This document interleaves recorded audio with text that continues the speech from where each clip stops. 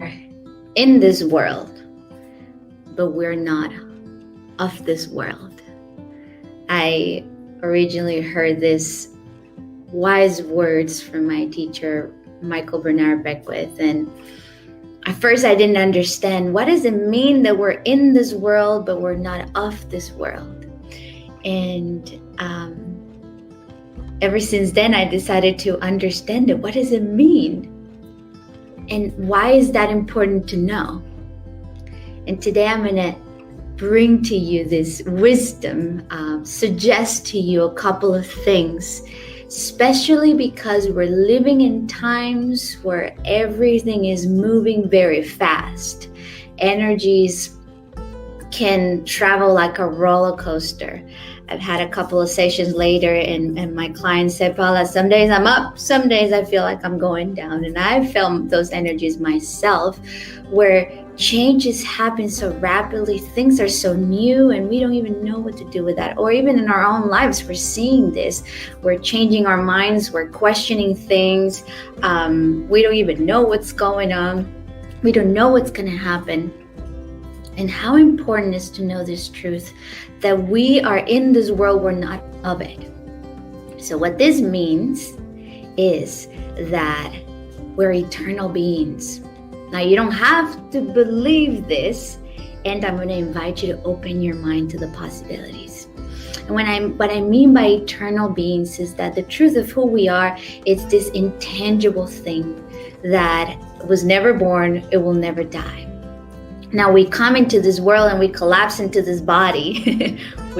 I heard Dr. Sue Morter talking about this collapsing. You just come into this body, and in this beautiful, expansive energy that you are, that I am, it just has to fit in this dense existence called living as a human being. And so we start journeying into this adventure called life, and there's different challenges, and we grow and we fall out of grace at the age of 5 or 7 years old, depends on who you're talking to. We have all these moments in childhood where we slowly start figuring it out. Oh, wait a minute, this could be a little bit bumpy, this road, this journey as being a human being. And then we forget that we forget that we are eternal beings. And in this forgetting, we live as if we are from this world, of this world, and this is all we get. And things can get overwhelming. Things can get very, we can have that feeling of powerlessness, of hopelessness. And it just gets really dark sometimes. So today I got good news for you. But before I continue, today I'm talking about the concept, we're not of this world. We're in the world, but we're not of it. And the main intention that I have for you today is to teach you how to ground yourself and how to meet both realities, how to meet the reality with a capital R, that we are eternal, beautiful, magical beings that have no boundaries. And right now, right here, right now, we're collapsing this human existence that has seeming limitations. I'm going to call that. So I started this Facebook Live saying we're in this world, but we're not of it. So I'm going to bring to you these little papers to do a little drawing. And I'm going to draw this line here, representing our connection to the heavens. So now I just want to say something. The concepts I'm going to be using here might sound a little religious, Christian, and I'm just using symbols, archetypes. So let's not get caught up with ideas if it's true, if it's not, that, it has nothing to do with religion. Just bringing some concepts to understand these ideas. So first, I'm going to talk about the concept of heaven, knowing that heaven is not a place above, but a place over here, right in the center of our beings. But I'm not going to get ahead of myself.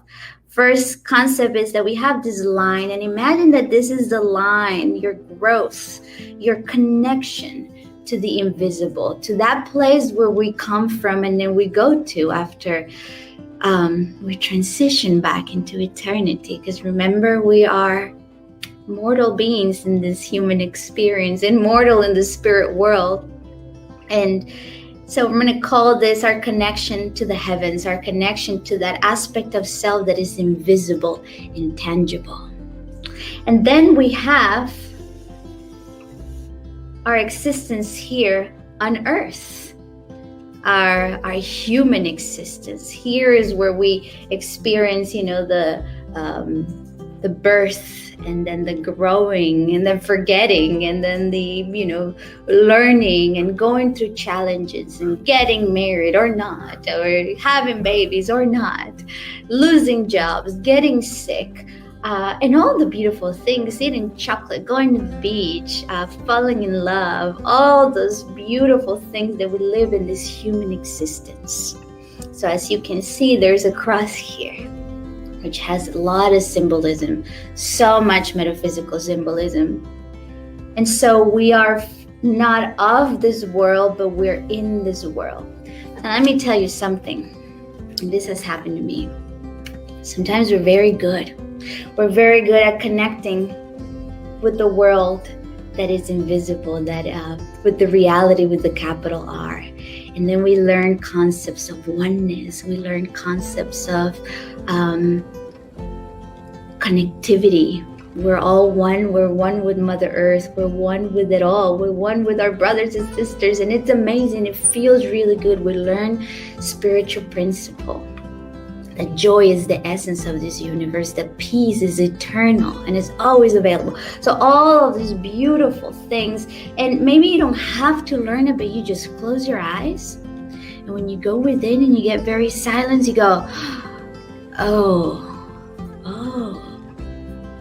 And then there's nothing else to say. Because it's interesting when we try to describe what's in this realm of consciousness, it's indescribable. It has no name. In fact, I've learned from some mystics, reading some of the mystical teachings, and a couple of them said, if you want to talk about that realm, the best thing you can do is be silent. But because we're in a Facebook Live and I'm trying to get my point across, I need to use language. But I just want to say, this realm here, it's all about that oneness, that connection. It's good. It's when we go and we're going through a tribulation, we get really silent and we go, oh, and I know deep down, I'm going to be all right. It goes beyond the logic. And some people are really good at connecting at this, and that's wonderful. And we're embodied. We're in this human experience. So what happens in this human experience? We live duality. We go through duality. What do I mean by duality? We have the night and the day. The night and the day. We have the men and the woman. We have the yin and the yang. We have bliss and suffering. So we have opposites. We have this paradoxes. It feels like it's one or the other. We have that sense of separation that, brings us to be very judgmental, very righteous, very scared. Now, not everything about this human existence, it's negative. I said it before, there's so many beautiful things because we're in this human body. We have that capacity to taste delicious food. We have that capacity to hug our loved ones and feel so good. We have that capacity to have desires and dreams and goals and all of these things that create. Duality is what allows creation to happen, to have the polar opposites. And so it's both. It's both. So we have this connection to the heavens, and then we have this connection to the earth. Now, sometimes, and this I'm going to talk to you, to all of you that are seekers, and I know you're watching this because you're a seeker. I'm a seeker. Or a rememberer. I don't know if you say that, but someone that likes to remember what is real. If sometimes we I say if, but there's maybe no if. But when we go into those realms of consciousness and we learn about plant medicine, is so beautiful, so sacred. Oh my God, I have a lot of respect for it. All of that, like we go into those realms of consciousness, we learn, we heal, we forgive. Oh, it's so good. And sometimes we go into those realms of consciousness and we want to stay there. We say, oh, this is a lot better than living this linear life that brings problems, and I have to go to work and I have to listen to my boss and I have to have that discussion with my husband. Oh my God, or I have to raise teenagers that are going through so much pain and so much confusion right now. And sometimes we don't want to come back to this experience and we get very ungrounded. Or we learn about all of that and then inevitably we have to be in the world and then we get very confused. Oh my God, Paola, I know about all those beautiful things, but it's so hard to integrate it into my life. And I had a conversation very similar to this with one of my dear clients that I love so much. If you're watching, you know who you are. And it was such an enlightening conversation that we had because it was that idea, and it's happened to me. I know all of this, and how do I implement it? How do I bring this concept of oneness in a relationship that is abusive? How do you do that? How do I bring the concept of there's no right or wrong in the world and in the universe, and yet I'm engaging in my life in habits that are detrimental to my health? Yes, there's no right or wrong. I mean, you can do whatever you want. There's no right or wrong. Just the observer decides what meaning gives it to it. That's a very beautiful high consciousness idea. Yet you come into this world and then you say, well, I'm going to do some drugs. And there's no right or wrong. And in this body, your body is screaming out loud saying, oh, this is hurting me. So how do you merge both worlds? And here is the middle point of this cross that I'm going to draw a little heart here. There is a merging of both, and that is by coming home, by coming right here. But there's no right or wrong. There is not such a thing as judgment. And there is a lot of discernment. Discernment that says, yes, I know we are one. I know we are one. There's no separation is an illusion. And this relationship is hurting so much that I'm going to love this person from afar because there's some boundaries that need to be set. Still love this person. I know we're one. I know there's been a beautiful purpose for this situation, and I'm going to discern to say no right now to that. Well, I'm going to say yes to it. It feels very scary. Maybe I had this other conversation with another client. She's like, well, I'm just waiting for things to happen. Now things are happening. And the calling is to say yes to what is happening, to stop the wait and take some action because we're in the world. So we get all the insights from where we are from we are off the universe. We get it from the intelligent mind of the universe. And then once it's dropped here, now it's time to take action in the world. And why am I telling you this? Because first, it's come up a couple of times in the last month for me and my clients. And it's because it's important to not confuse one thing with the other. And also it's important to know that there is a merging point. Now, in order to be in that point, it's so important to ground ourselves, to bring that beautiful energy and insight from the heavens, wherever heaven is. You bring it in, you drop it down, and then you ground it here. You ground it into your existence, and you ask your discerning heart, your intuition, okay, I know. Now show me how I implement this for me. I'm not going to judge anybody else if they do something else. For me. Now this is the importance of grounding yourself. So now I'm arriving to the title of this video today. How do I ground myself? Well, one of the most literal ways is that you find a place where you can put your bare feet in the ground and just feel the earth underneath your feet. If you don't have a way to do that, or you're right now in a place where it's cold and it's too hard to get outside, or it's raining, I'm going to show you a way. It's very important. Again, we're doing this because yes, we want to connect to the truth of who we are. And again, just know that I'm doing this because it's a way of explaining it. There's no out there, it's only in here. But just for a way of explaining this, so we are bringing all of that wisdom into our hearts so that we can implement it into our lives. And so what happens when we do this is that we live lives of congruency, of coherence. What Gandhi said, what you think, what you say, when you do is all in alignment. That's congruency. And let me tell you what happens when you do that. You become more influential in those near, closest to you. You don't have to say too much. Your presence is enough for people to get it, to get what you're about. When we're in this congruency, things that are not meant to be in your life fall apart very easily, very quickly. And things that you're desiring, you magnetize them so beautifully. Sometimes it's trippy. Sometimes I go, oh wow, okay. I asked and I received.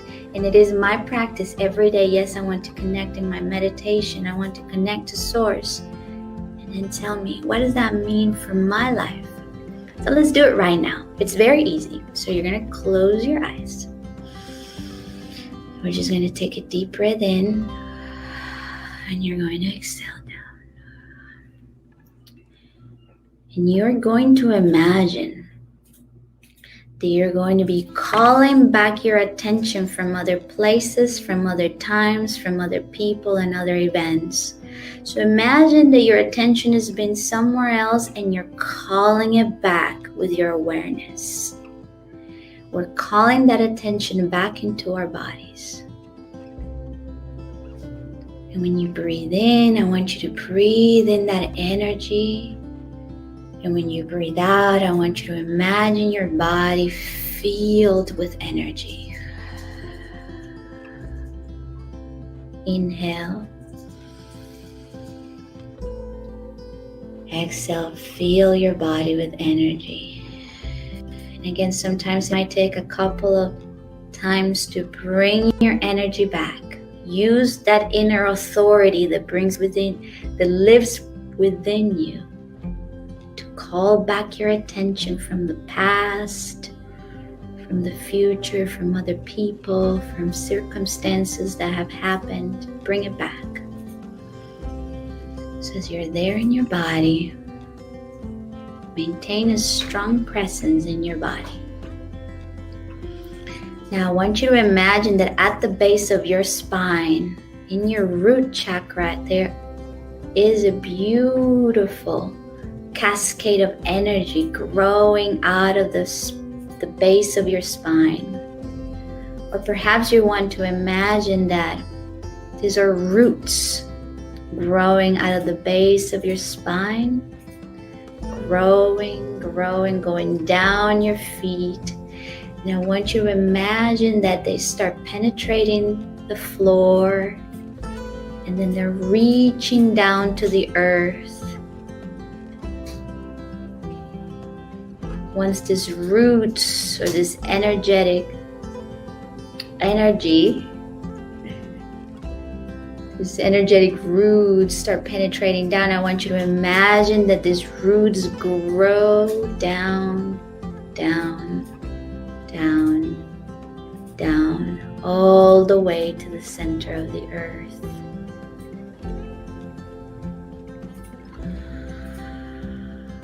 And I want you to feel that presence in your body. You're rooting all the way down to the center of the earth. In the next exhalation, I want you to release and let go of any pain, any physical or emotional pain that you may be holding on to, and imagine that it goes down through that cascade of energy or through those roots, and then you give it to Mother Earth.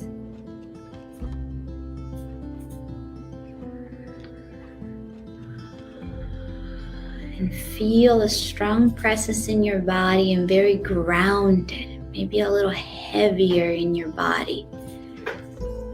Not as in heavy energy, but as a strong presence in your body. And right there, tell yourself, I love being in my body. I love being in Mother Earth.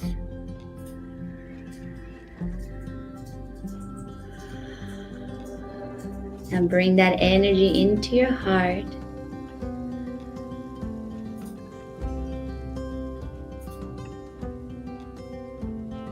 And anytime you need today to go back to your center, you can do this exercise. It takes a couple of minutes. It will allow you to listen to your heart a little bit more clearly. Let's take a deep breath into the heart now. Let go. Very slowly and very gracefully, you open your eyes and come back very strongly. In your body, you are present. You are right here, right now. You guys, when in doubt, when in overwhelm, right here, right now is where your answer is. Bring back your energy to your body. Root into Mother Earth. Connect to your heart. Right here, right now.